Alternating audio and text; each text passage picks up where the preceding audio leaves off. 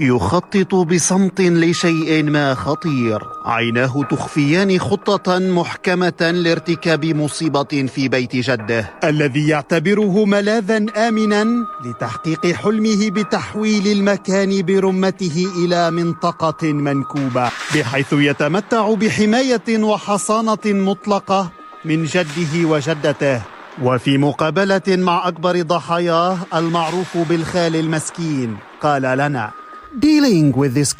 التعامل مع هذا النوع من الكائنات مسألة معقدة للغاية. هم كما قلت سابقا أحباب الرحمن، ولكنهم من غير رحمة.